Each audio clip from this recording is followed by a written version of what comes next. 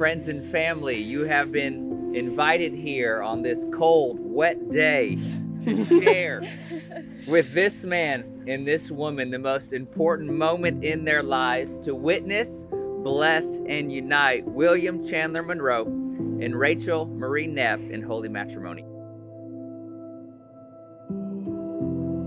So here we are, two best friends about to get married.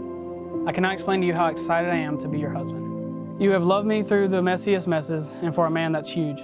A woman that will love me no matter what. A woman that will pick me up when I'm down, who's not scared to roll up her sleeves and handle a situation. I thank God every day for you. I promise to always love you as you do me. I love you, Rachel.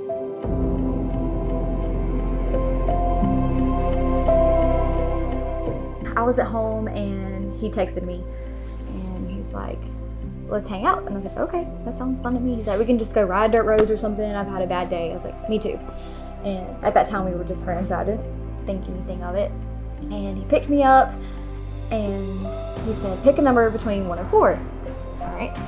So I can't even remember which number I picked, but it was south. And so we started driving. We went on what I thought was a first date. She clearly told me it wasn't. But we were just riding and she was doing something. I was like, well, let's just go on let's ride. All of a sudden we were at the beach and it was like 1 o'clock in the morning. And so I was like, oh my God, this just happened. And we ended up at one time at Lake Eufaula. It was like in one night. And then I was like, well, I don't really have nothing to do tomorrow. Let's just keep riding. And we got to Panama City and I just was like, I had that same feeling like, man, I have to shoot my shot. And so we were at like a red light and I was like, I'm not moving until you kiss me. And she was like, what? And I was like, I ain't moving. And so I leaned over and we kissed, and then really in that moment, like I've always heard people say like, man, when you find the one, you'll know. And I just realized in that moment, I was like, something's happening here.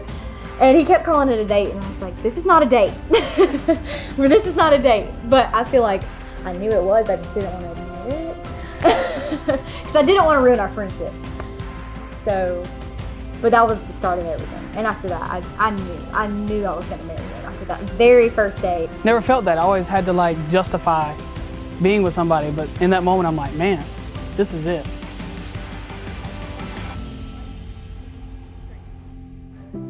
Hey, it's beautiful. Oh, Rachel, you look so beautiful. Thank you. Hey, Dad.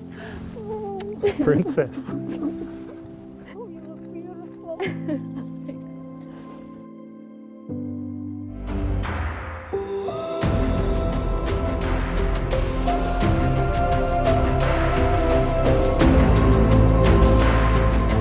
The amazing part about being here today is that although Chandler and Rachel haven't been together for long, they've been a part of each other's lives for years. In fact, it was Chandler who bought the world's hottest pepper that landed Rachel in the hospital. Oh God! You know, I couldn't have done it without, I knew it was coming. without sharing that story of the Carolina Reaper. But both Chandler and Rachel actually won the MVP award for our youth ministry back when they were in high school at the exact same time. And so they have always been a part of each other's lives for over a decade now. And that decade that they were not together in relationship, they were developing the strengths and the qualities that I know will fit together as they stand here today to become one before God. Rachel, everyone says when you find the one, you'll know. And I felt that the first time I kissed you. In that moment, I knew you were my wife.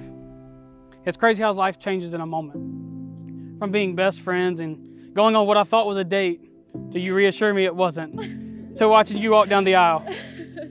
Chandler, I cannot believe I'm standing here today reading our vows out of the notebook we wrote to each other back and forth when we dated long distance. But I'm so thankful. I want you to know that I love you. I promise to build you up when you feel low and to champion you through the best moments. I promise to love you in sickness and health through all the best and worst times of our lives until death do us part. Now that Chandler and Rachel have given themselves to each other with the profession of vows, I now pronounce them husband and wife. Chandler, you may now kiss your bride.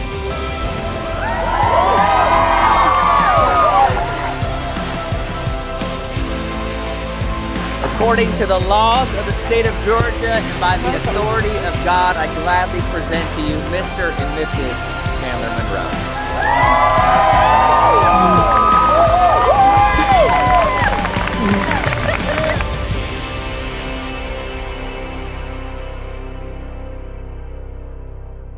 They say love like this comes once in a lifetime.